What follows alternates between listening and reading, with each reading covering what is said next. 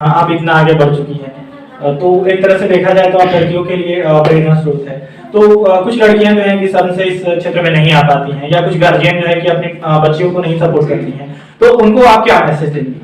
जैसे भारतीय समाज की जो बनावट है धर्म और जाति के आधार पे है, तो क्या आप लोगों के साथ भी ऐसा कभी डिस्क्रिमिनेशन हुआ, भेदभाव ऐसा कुछ लगा कि भाई ऐसा कुछ हो रहा है, कभी ऐसा महसूस हुआ? नमस्कार साथियों, आप देख रहे हैं जीएस फॉर न्यूज और मैं हूं मनीष। जैसा कि मैंने आपको पहले से बताया है कि मैं अभी एक विशेष सेशन कर रहा हूं, इंटरव्यू सेशन, जिसमें मैं हरिहरगंज हुसैनाबाद विधानसभा क्षेत्र से विभिन्न क्षेत्रों में प्रभावशाली लोगों का साक्षात्कार कर रहा हूं, इंटरव्यू कर रहा हूं, जैसे राजनीति, खेल, चिकित्सा, साहित्य तथा अन्य क्षेत्रों के विशिष्ट लोग जो अपने क्षेत्र में प्रभाव रखते हैं और समाज के लिए प्रेरणा स्रोत हैं, उनका मैं इंटरव्यू कर रहा हूं। उसी की कड़ी में आज हम आए हैं सैदाबाद के गांव में। यहाँ पर राजकीय स्तर अर्थात स्टेट लेवल कबड्डी प्लेयर हैं श्वेता कुमारी, और साथ ही साथ डिस्ट्रिक्ट लेवल प्लेयर हैं शुभम कुमार।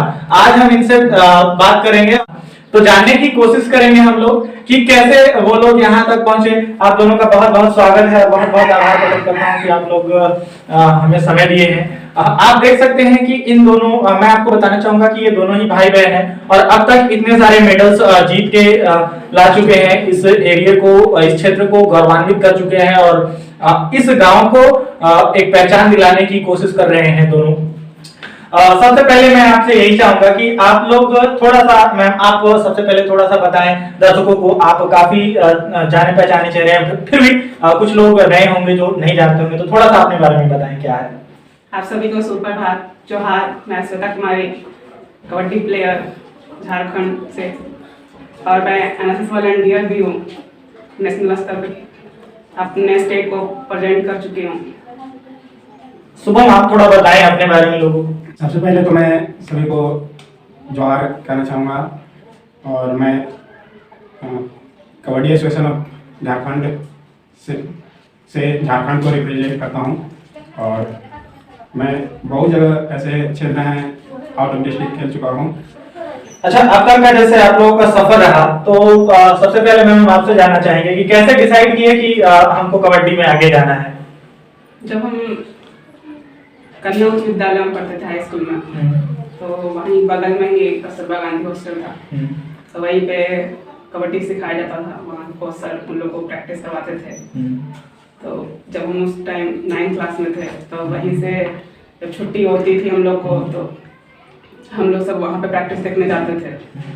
फिर वहीं से रोज डेली हम लोग छुट्टी के बाद वहाँ 10-15 मिनट, आधा घंटा तक रेगुलर देखते थे। उसके बाद घर आते थे, तो वही घर आके फिर बोले कि हम लोग को भी कबड्डी सीखना है, खेलना है घर में।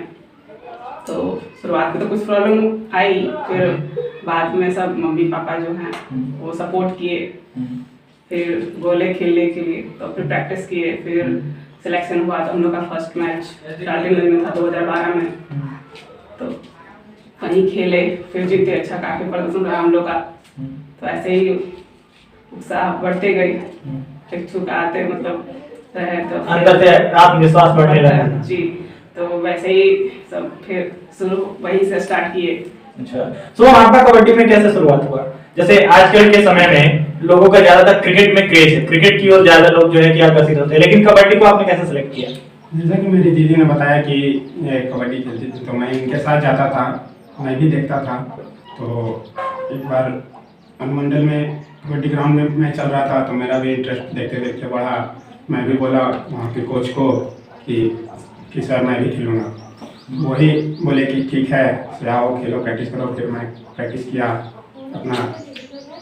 स्टार्टिंग मैच था, वहाँ ले जाया गया हमको, खिलाया गया, बेस्ट 7 में भी उतारा गया।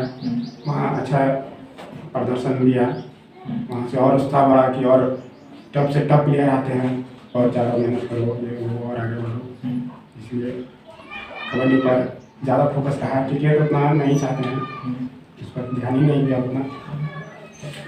जैसे शुरुआत जब आप कर रही थी तो प्रॉब्लम्स तो आई होगी, क्योंकि लड़कियों के लिए बहुत मुश्किल होता है कि घर से बाहर रखे। आमतौर पर गार्जियन भी कोऑपरेट नहीं कर पाते हैं, क्योंकि दिमाग में लोगों के ये चीज होता है कि वो क्या कहेगा, ये क्या कहेगा।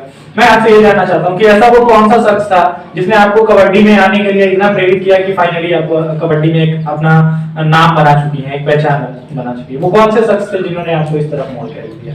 बहुत सख्त हमारे माता पिता हैं जो हमें फुल सपोर्ट किए, हमारे घर वाले, हमारे भैया, सब दीदी, सब सपोर्ट किए पूरा।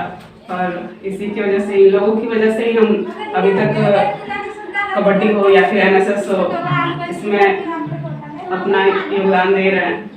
जैसे अब तक कैरियर में अभी आप स्टेट खेल चुकी हैं, कई सारी मेडल्स जीत चुके हैं, तो अब तक के कैरियर में आपके लिए सबसे मुश्किल समय कौन सा था जब लगता था कि भाई अब नहीं होगा ऐसा कुछ? सबसे ज्यादा मुश्किल कब रहा? सबसे ज्यादा मुश्किल तो कबड्डी में भी रहा और हमारे एनएसएस में जो नेशनल सर्विस स्कीम है इसका वॉलंटियर, तो दोनों में ही मुश्किलें आती रही, लेकिन फिर भी डटे रहे, करते रहे आगे और सबका सपोर्ट भी मिलता है। तो अच्छा मैम, हम आपसे ये जानना चाहते हैं कि जैसे अब तक के करियर में आपने इतनी जगह पे गई, ठीक है, तो जैसे आम लड़कियां जब बाहर निकलती हैं तो समाज का जिस प्रकार से धारणा है, पितृसत्तात्मक धारणा है, तो बहुत आसान तरीके से जो है कि लोग जो है लड़कियों की ऊपर है कि कैरेक्टर को लेकर के तमाम तरह के एलिगेशन लगा देते हैं, आरोप लगा देते हैं, अफवाह फैला देते हैं। तो आपके साथ भी ऐसा कुछ हुआ कि जब आप घर से बाहर निकले तो कुछ लोग जो है कि इधर उधर का बात बेवजह जो है कि फैला दिया, ऐसा कुछ हुआ? बिल्कुल, जिस समाज में रहते हैं ना वहाँ के हर एक लोग मतलब लड़की को बोलते हैं ऐसा कर रहे हैं कि बाहर जा रही है अकेले, कुछ हो जाएगा, कुछ कर, मतलब कि बहुत कुछ आते हैं, लेकिन फिर भी हम हिम्मत रख के अकेले।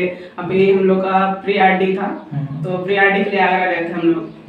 हमारे कॉलेज से सिर्फ हम ही, मतलब मुझे ही सिलेक्शन हुआ था, तो उसमें आगरा जाना था और अकेले ही जाना था। हमारे यूनिवर्सिटी से 4 वॉलंटियर थे, तो घर वाले बोले अकेले कैसे जाओगी दादू, ये वो, और लॉकडाउन भी था उस टाइम, तो इसीलिए फिर भी गए, सब सपोर्ट किए। तो लॉकडाउन में दिलाया कि तो लॉकडाउन में आप कैसे आगे पहुंचे? कुछ आपकी जो एसोसिएशन है कबड्डी एसोसिएशन, उसकी तरफ से कुछ पहल किया गया था या फिर आप खुद के बल? नहीं, हमारा जो एनएसएस है, नेशनल सर्विस स्कीम, राष्ट्रीय सेवा योजना, हाँ। इसके अंतर्गत हम गए थे। अच्छा, तो उनकी ओर से क्या किया गया था आपको वहां तक पहुंचाने के लिए? Pre RD Republic day parade था 2021 का, तो उसमें पार्टिसिपेट करने के लिए मेरा सिलेक्शन यूनिवर्सिटी लेवल से हुआ, स्टेट से। तो स्टेट से सिर्फ 15 गर्ल्स ही गए थे, जिसमें मैं भी था, और हम उस टीम के लीडर थे। अच्छा। झारखंड टीम की। तो वहीं से सब झारखंड सरकार हो या फिर हमारी जो यूनिवर्सिटी के सर है, कोऑर्डिनेटर सर है, पीओ, सब सपोर्ट किए, वहीं से सब हम लोग का ही था। और उस टाइम मेरा सिलेक्शन हुआ, तो फिर सर लोग के मतलब साथी और सब जो हमारे झारखंड के एनएचओ सर हैं, उनसे सब उन्हीं से मतलब किया था। से फिर हम लोग गए नवंबर में, 23 नवंबर को गए थे यहाँ से, तो वहाँ 10 दिन का कैंप था आगरा में ही। अच्छा शुभम, जैसे अब तक आप यहाँ तक खेले हैं, कई सारे मेडल्स जीते हैं, आपके लाइफ में, गेम लाइफ में सबसे मुश्किल समय कौन सा था? मेरे गेम लाइफ में मुश्किल समय दुमका में था। दुमका में जब खेलने गए थे तो अच्छा खेल रहे थे, क्वार्टर फाइनल में हारे थे, शायद गिरिडीह की देवघर से हारे थे। उसी समय रहा कि थोड़ा टॉप में आया, थोड़ा मुश्किल हो रहा है, सिलेक्शन लेना था आगे के लिए, तो पूरा मतलब कि कोच भी दबाव दे रहे थे कि अच्छा करो, सिलेक्शन होगा। उस समय थोड़ा ज़्यादा डिप्रेशन में चले गए थे, तो उसमें थोड़ा ज़्यादा मुश्किल हुआ।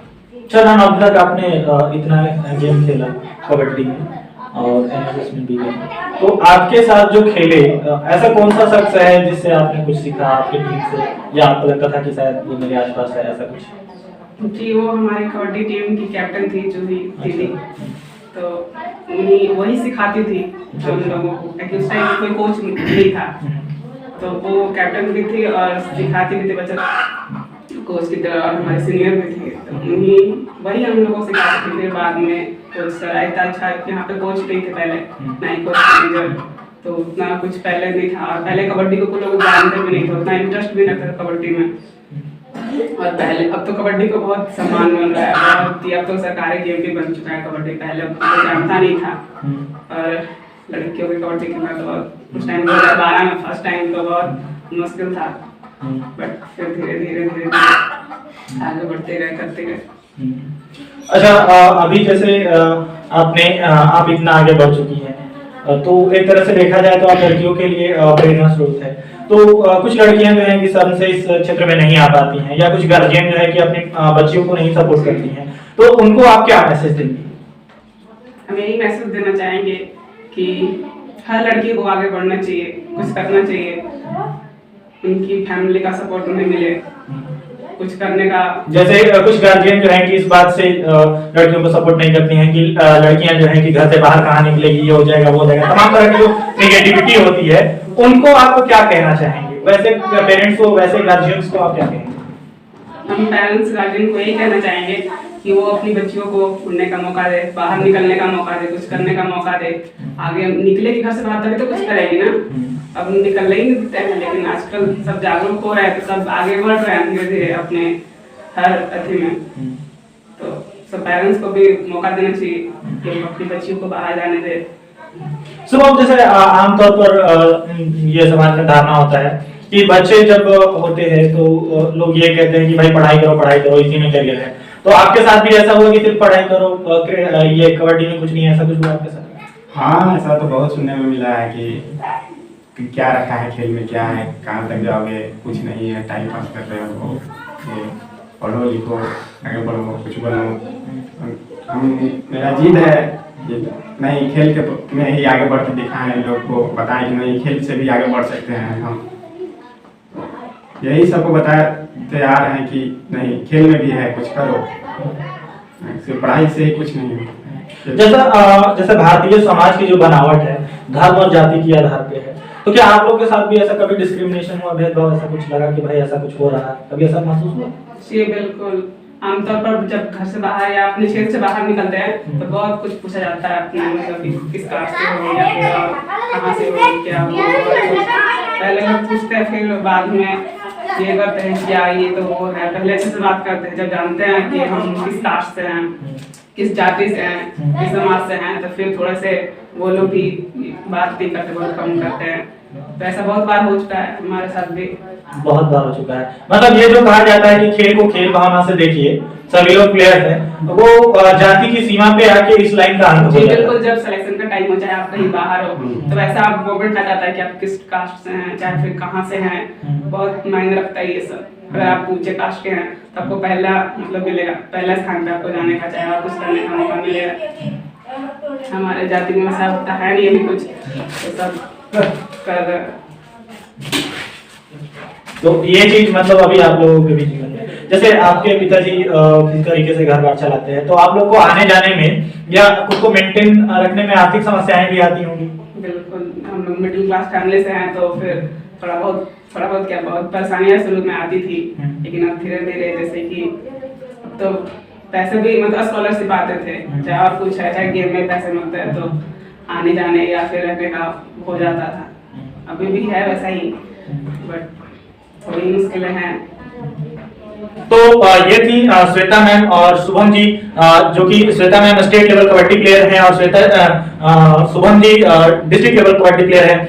आज हमने इनसे बात करने की कोशिश की, इनके जीवन संघर्ष को जानने की कोशिश की, जो कि इन्होंने बताया। तो आप सभी दर्शकों से मेरा ये रिक्वेस्ट है कि इस वीडियो को आप ज्यादा से ज्यादा शेयर करें, ताकि लोगों के बीच में एक मैसेज आए, और इस वीडियो को देखने के बाद लड़कियां और लड़के भी प्रेरित हो खेल के क्षेत्र में आए, और कुछ लोग अपने आसपास भी देखें जो ऐसे खेल में आ रहे हैं बच्चे, उनको सपोर्ट करें, ताकि इस देश को एक अच्छा होनहार खिलाड़ी मिले और हमारे देश का नाम ऊंचा हो, मेडल्स मिले। तो इसी तरीके के आमजन के मुद्दों को देखने के लिए बने रहें GS4 न्यूज के साथ। चैनल अगर अच्छा लगता है तो लाइक शेयर और सब्सक्राइब जरूर करें। बहुत बहुत धन्यवाद।